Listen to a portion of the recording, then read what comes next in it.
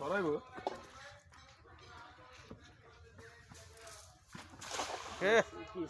সরাই না রে বালা করে ও মাছ উঠছে একটা পড়ছে ভালো দেখা বসার ঢুকাল অসুবিধা নেই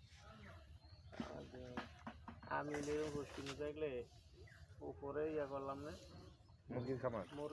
করলাম না হাঁসের খামার মুরগির খামার পানি দিতে হাঁসের লেগে সুবিধা বেশি আছে মুরগি